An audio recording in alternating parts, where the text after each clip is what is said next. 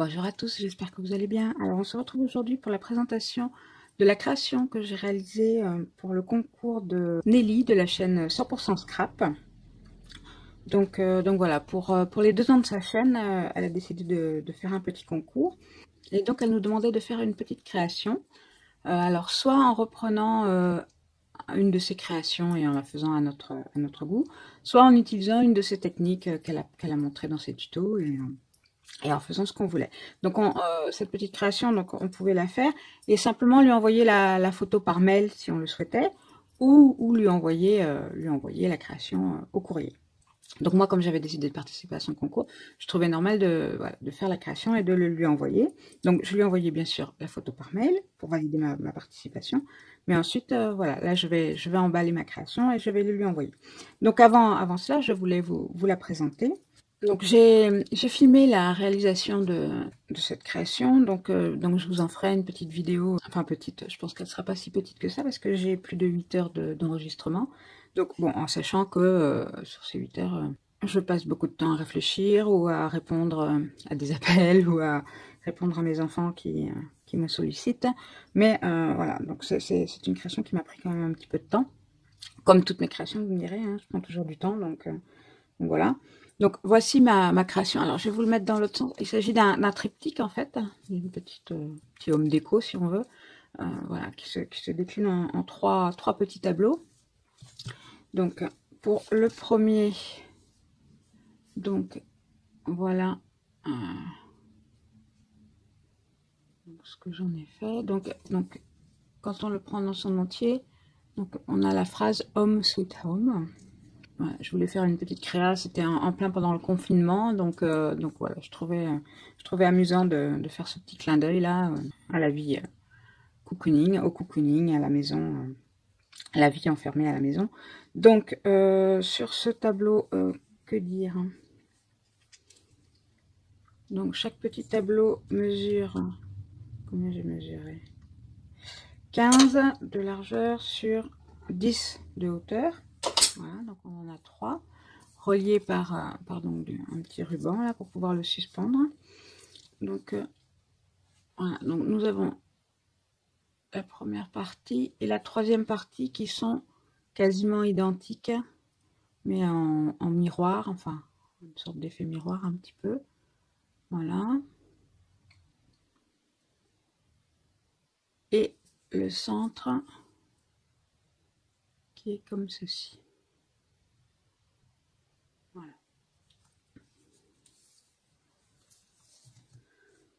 Donc pour faire ce triptyque là, j'ai utilisé divers produits comme des lettres de chez Action, des découpes en bois qui me viennent d'AliExpress, des fleurs Prima, des petites fleurs en résine, des feuilles, des feuillages, je pense que ça venait de chez Action, des chipboards qui venaient également de chez Action, des petites décos métalliques, voilà. Pour le papier de fond de mes cadres, en fait mes cadres je les ai créés en carton, hein, tout simple, que j'ai recouvert de ce papier Canva là voilà, donc normalement c'est fait pour imprimer des photos, mais alors ce que j'aimais beaucoup c'était qu'il était un petit peu texturé, donc, oui, façon Canva. Je trouvais ça vraiment très bien, parce que du coup on peut créer des petits cadres avec un papier un peu texturé. Ensuite j'ai également utilisé de la pâte de structure, alors de la pâte de structure craquelée, comme ici, voilà, ou de la pâte de structure normale pour faire mon effet brique. Alors j'ai aussi utilisé donc des moulages qui viennent de mes moules Prima là, comme si, bon il y a un peu sale, je viens juste de l'utiliser, il faut que je le nettoie. J'ai aussi utilisé des moulages faits à la cream paste avec les moules de Stamperia, là, voilà, pour le dessous. Pour la colorisation de mon fond, j'ai utilisé principalement les poudres Magicol de Lindy's. J'ai aussi utilisé des sprays, voilà, Lindy Starburst. Voilà. J'ai utilisé de la cire à dorer. J'ai un petit peu utilisé mes peintures Prima pour reprendre un petit peu, donner un peu plus de couleur à certains endroits. Pour donner un petit effet brillant, je ne sais pas si vous le verrez bien, vous. un petit effet scintillant à mes fleurs. J'ai rajouté un petit peu de... Alors c'est ceci, ça s'appelle du Diamond Dust. Alors ça se présente comme ça, c'est comme des petites paillettes, mais un peu grosses. C'est vraiment des petits morceaux de... des petits grains de diamant, quoi, en fait. Hein, ça fait vraiment... Et donc, bon, j'en ai pas mis trop pour pas en faire trop, mais c'est vrai que suivant certaines inclinaisons, voilà, ça brille de mille feux, c'est très joli. Enfin, moi, j'aime beaucoup. Voilà.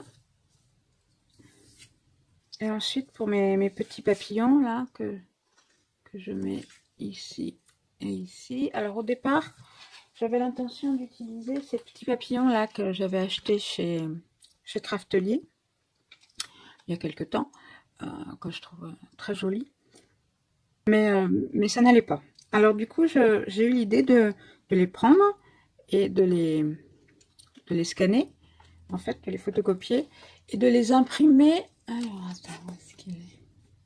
Et de les imprimer sur un papier spécial, un papier transparent. Voilà, je les ai photocopiés et je les ai imprimés sur ce papier là. En fait, c'est un papier spécial pour imprimer sur les transparents. En fait, voilà, c'est ce papier là. Donc c'est pour les rétroprojecteurs, mais pour pouvoir imprimer en fait dessus. Donc il a la particularité d'être transparent, ça c'est une chose, et d'être lisse d'un côté, mais j'en ai plus.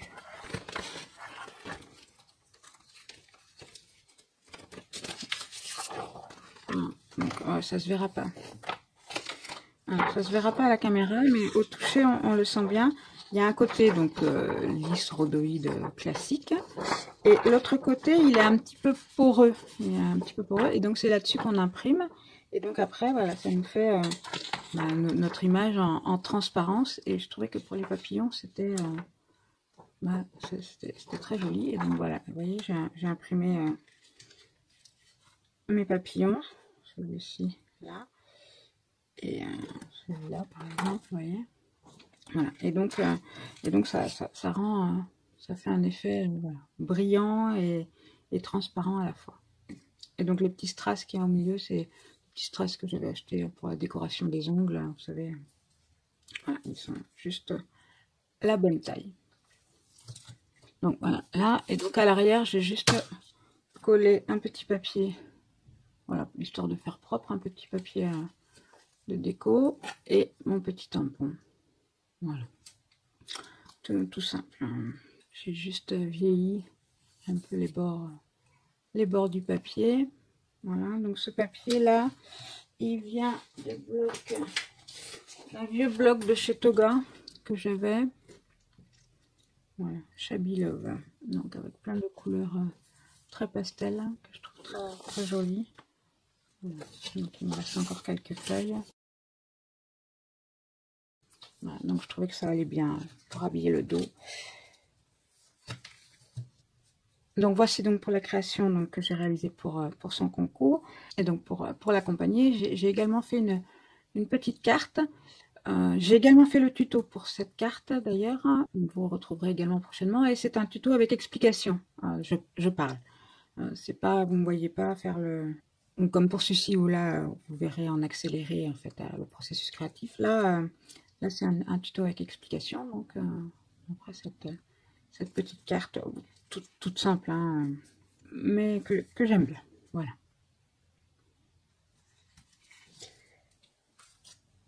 Voilà donc pour la présentation donc, de ma participation au concours de Nelly de la chaîne 100% Scrap. Je vous mettrai en barre d'infos hein, le lien vers sa chaîne. N'hésitez pas à y faire un petit tour parce qu'elle nous présente vraiment de très jolies créations. C'est toujours très agréable de suivre ses vidéos. Et très prochainement donc, vont arriver le pas à pas pour cette création et le tuto pour la carte. Et si vous n'êtes pas encore abonné, pensez à vous abonner et à activer la petite cloche. Comme ça, vous serez prévenu quand sortiront ces vidéos, la vidéo papa ou la vidéo tuto pour cette carte. Ou d'autres vidéos qui peuvent sortir, qui pourraient vous intéresser. Et en attendant, prenez bien soin de vous et je vous dis à très vite pour une prochaine vidéo. Bye bye!